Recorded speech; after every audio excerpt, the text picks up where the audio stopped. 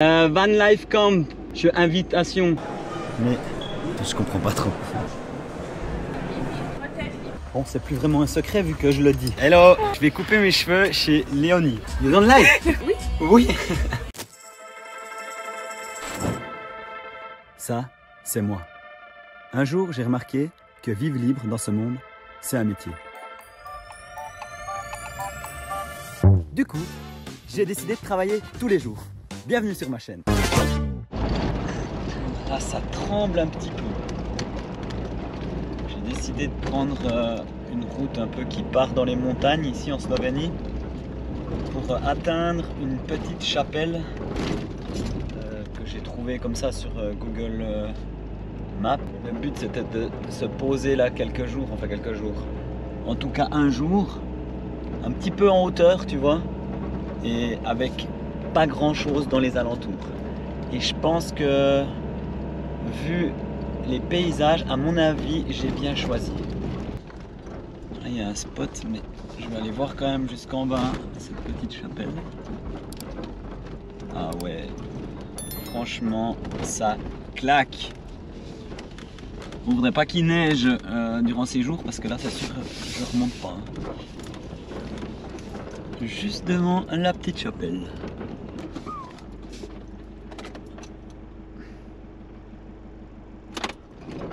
Là.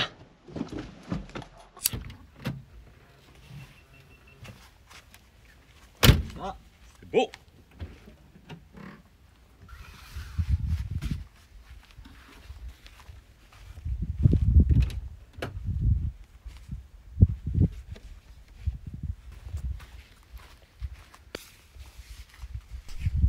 Bon, alors je sais pas si je l'ai déjà dit, mais salut et bienvenue dans cette nouvelle vidéo. Alors comme tu as pu l'entendre en début de vidéo, je suis bien en Slovénie. J'ai beaucoup roulé, je suis bien claqué, mais c'est pas le sujet de la vidéo, ça c'est le sujet de la prochaine vidéo. Dans celle-ci, je vais t'expliquer mon retour d'expérience après 5 jours passés dans le plus grand salon du caravaning de Suisse, le Swiss Caravan Salon.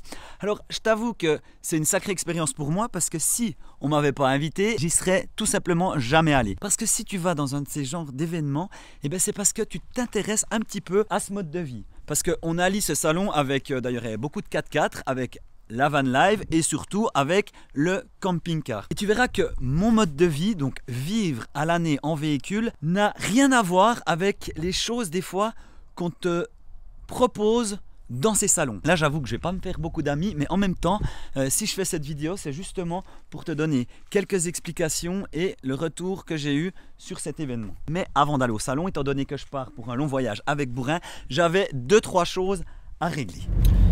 Voilà, là, je vais amener la Volvo chez Ale Garage, chez Antoine, chez qui j'avais déjà fait la réhausse de Bourrin. C'est pour un service, en fait je l'ai tout nettoyé, elle est prête à m'accueillir quand je rentrerai de voyage ou d'un autre endroit, parce que le but, comme je l'avais dit, c'est que la Volvo reste en Suisse et Bourrin, avec lui je vais voyager. Donc là, avec la Volvo, direction un service. Je la laisse là-bas, puis moi je pars avec Bourrin. Ça c'est l'avantage quand tu as 2 véhicules, tu vois. Comme ça, le garagiste, lui, il a le temps de faire sur ton véhicule et toi, tu as un autre véhicule à côté. Bon, juste pour info, on est mardi 25 octobre. J'ai rendez-vous demain pour justement le salon. Le salon commence après-demain, donc demain tu prépares, tu discutes avec les gens, tu installes ton véhicule. J'ai une conférence jeudi, donc après-demain, et j'ai toujours rien fait. Bon, en même temps, ça parle de ma vie, si je ne connais pas ma vie, c'est un peu un problème. Ils ont dit qu'il fallait mettre des images, des trucs comme ça, parce qu'il y a des techniciens, tu dois brancher ton ordinateur, que j'ai pas, puisque j'ai une tablette. Ça c'est beau. On voit qu'on arrive dans Berne, parce que le salon se trouve dans Berne, et Berne c'est la capitale de la Suisse. Il me reste 3 km et j'ai 12 minutes selon le GPS. J'aime pas la ville. Oh les feux là! Oh je pue. Ça c'est la ville. Quand t'es pas à l'aise, tu transpires. Et quand tu ouvres les fenêtres, ça pue les gaz. Oh mais est-ce que je peux me plaindre? Ok. Alors, pour information, j'ai été invité par l'équipe qui font le Van Live Camp.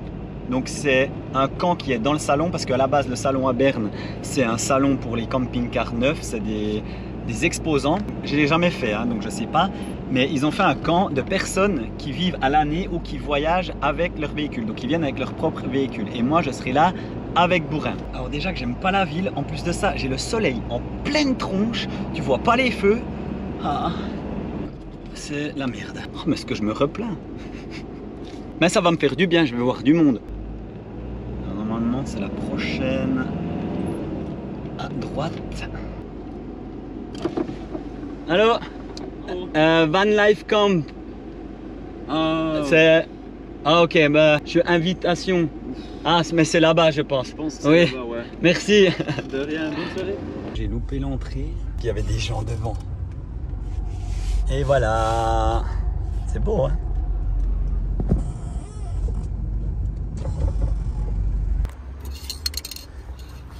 Ça, les gars, c'est un secret. Bon, c'est plus vraiment un secret vu que je le dis. Mais tu sais, c'est pour tous les gens qui disent oh, ton véhicule il est tout rouillé dessous. Tu fous un coup de pâture. Hein. Comme ça après ils disent dis donc, Bourrin, il a un châssis propre. Hein. Et oui, j'ai appris ça en Afrique.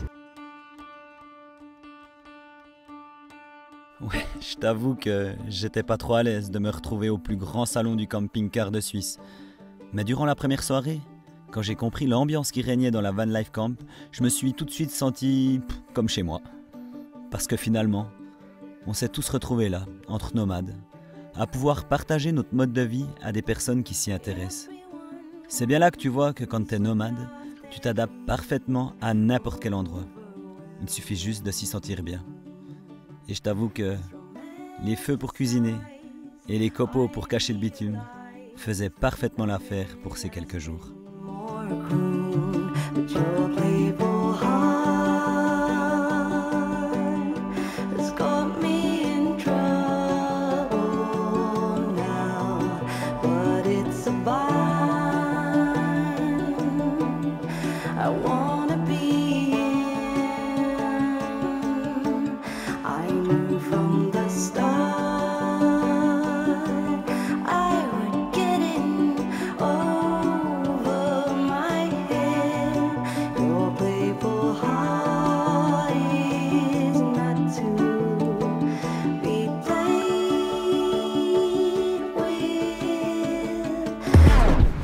L'autre jour, j'ai appris qu'il y avait quelqu'un qui venait au salon et qui coiffait les gens, donc coiffeuse nomade, dans un véhicule.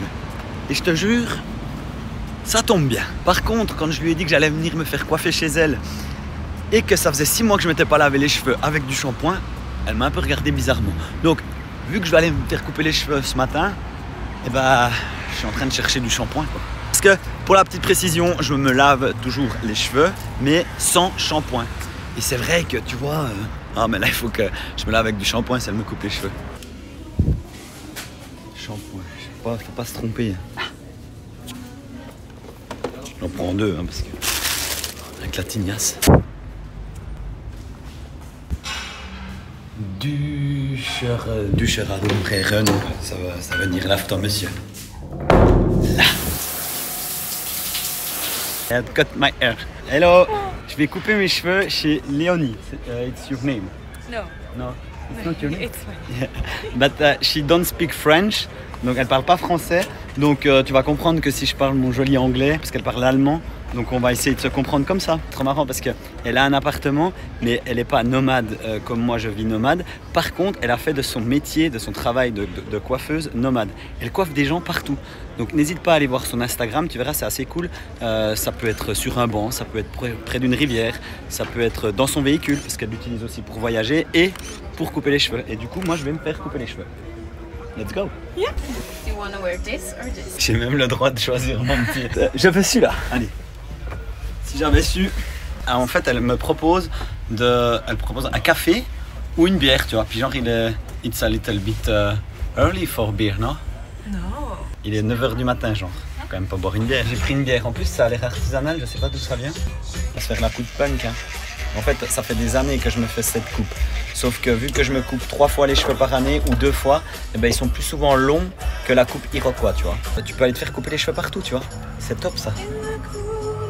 Elle chante, tu bois une bière.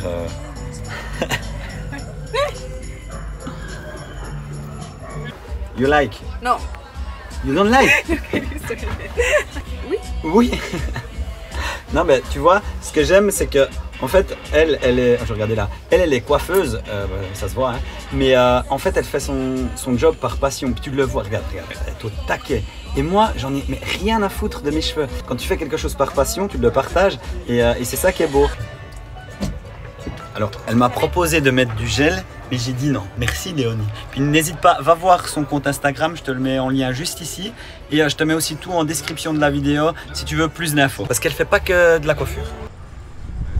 Bon les gars, là je fermais le véhicule, un petit peu faire cette foire parce que j'ai encore rien fait. Et je veux quand même un peu aller visiter et te donner mon avis sur un petit peu ce que je vais voir sur ces camping-cars. Parce que ça fait maintenant 4 jours que je suis là. Et j'ai encore rien du tout visité, donc je sais pas du tout où commencer. Et oui, puis je ferme ma clé parce que même que c'est dans le salon, pour te dire, j'ai quand même réussi à me faire voler une petite lampe durant la nuit. Donc comme quoi, hein, en Suisse.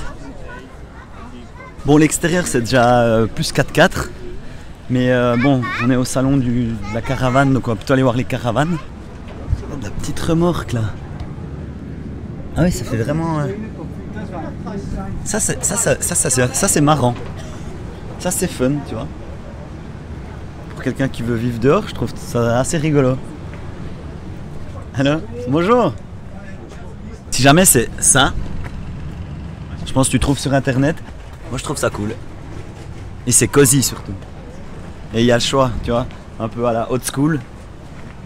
En fait, ouais, il y a tout dedans. Après, c'est 17 000 le prix de départ.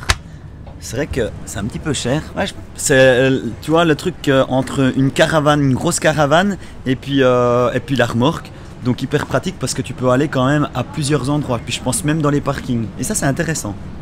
Alors là, je sais pas comment tu manœuvres une merde pareille. T'as vu la taille de la caravane quoi? Et la porte. En fait c'est un bureau.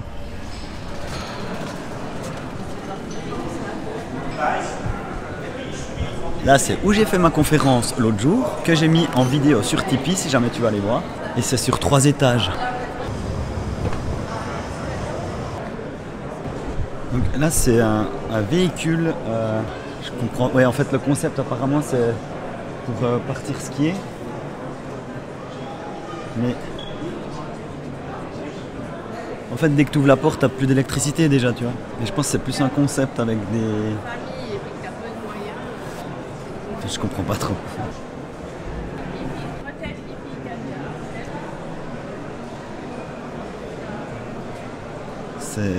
En plus c'est électrique. Ouais c'est un concept je pense. C'est tellement grand que j'essaye de retrouver pour monter et je trouve pas. Tu vois ça me choque moins parce que c'est vraiment étudié pour les campings et puis je trouve que pour te donner un exemple, tu as l'intérieur donc qui est vraiment luxueux, c'est hyper grand, tu passes de camping en camping donc ça vaut la peine pour des gens qui veulent partir en camping parce que tu as un tout petit évier mais finalement dans tous les campings tu peux aller faire ta vaisselle ailleurs et tu as tous les branchements pour à l'extérieur comme par exemple si tu veux charger ton eau, parce que dans les campings, tu as des endroits étudiés pour charger ton eau. Mais ceux qui font des véhicules en les vendant de manière à les vendre pour des gens qui partent faire des tours du monde, tu n'as pas tout partout pour charger ton eau. Donc tu as besoin de jerrycan que tu puisses sortir et puis te déplacer sans devoir tirer un tuyau sur 800 mètres, tu vois. Et là, c'est cool aussi parce que tu as un gros coffre pour mettre tes vélos. Donc il y a des choses qui sont très bien, mais il ne faut juste pas mélanger la vie nomade et la vie à 100% sur les routes en voyageant dans tous les pays du monde avec la vie en camping-car et vacances, tu vois. Et c'est souvent ça qui me dérange parce que on va te vendre des produits qui sont peut-être pas forcément adaptés pour une vie nomade, une vie minimaliste et surtout une vie où tu veux pas te ruiner, tu vois. Là, c'est genre un VV 4x4. Regarde l'intérieur, donc vraiment genre qu'ils mettent pour faire des longs voyages. Donc déjà tu vois comme ça. Et ce qui est intéressant surtout c'est le prix. Aujourd'hui on est lundi et puis en fait je demandais aux organisateurs là du Van Life Camp pourquoi c'est ouvert le lundi, parce que finalement c'est déjà ouvert jeudi, vendredi, samedi et dimanche. Puis en fait, il me disait qu'ils ouvrent le lundi et en plus de ça, parce que l'entrée est payante, donc ils font un prix sur l'entrée parce que ça laisse aux gens qui sont venus le week-end de pouvoir revenir lundi pour acheter. Salut! Donc tu vois quoi? Les gens ils me regardent un peu bizarre. Mais en même temps, j'ai pas trop ma place ici, ça je te l'avoue. C'est marrant parce que en fait là je suis dans un endroit où c'est qu'ils vendent des véhicules pour justement le loisir, pour s'évader et puis tout. Et puis en fait, des gens pensent qu'ils veulent sortir d'un système et en fait tu te remets carrément dans le même système sauf sur roue. Puis je dis ça, c'est parce qu'ils te mettent tellement de technologie, tellement de choses que je pense que ça va déjà trop loin. Après c'est bien de regarder la technologie, c'est bien de regarder certaines nouveautés, mais en fait ils te créent des problèmes pour justement pouvoir après réparer ce problème au lieu de directement enlever le problème, tu vois. Quand je parle de ça, c'est par exemple, il y en a qui m'ont dit qu'ils avaient des panneaux solaires sur le capot du véhicule, mais c'était pas pour la batterie auxiliaire du véhicule, mais pour la batterie moteur du véhicule. Parce qu'il y a tellement d'électronique dans le véhicule d'habitation qu'ils n'ont pas 2 jours d'autonomie s'ils ouvrent les portes ou qu'ils les ferment durant la journée, tu vois. Donc ils disent c'est bien, parce que ce qu'ils ont fait, ils ont installé des panneaux solaires sur le capot. Mais pourquoi pas enlever directement l'électronique, tu vois. Là, je suis tombé sur un stand où ils font des box un peu comme j'ai fait dans la Volvo, donc pour des petits véhicules. Et ça m'intéressait d'aller voir parce que tu vois, ça peut être cool, ça peut donner des idées. Et en regardant, en fait, les box, c'est cool, tu peux les mettre dans le coffre de la bagnole. Ça a de la gueule. Mais quand j'ai vu les prix, donc 6730 francs suisses, ça fait environ 6500 €, je sais pas. Des fois, je trouve les idées super bonnes, mais après, il faudrait justifier pourquoi les prix sont aussi élevés. Parce que c'est quand même un petit peu exagéré. Bon, là, c'est le coin accessoires, donc ça peut être un peu plus intéressant. On va voir un peu ce qu'il y a. Mais là, ça peut être sympa. Là, je trouve le concept trop bien, parce que tu vois, c'est tout aimanté. Et je trouve l'idée vraiment cool. Ouais, par contre, 48,90 € la petite pochette, un petit peu moins cool. Bon les gars, je viens de finir faire un petit tour du salon, j'ai pas tout fait non plus. En quelques mots, je suis hyper triste, ça fait trop bizarre.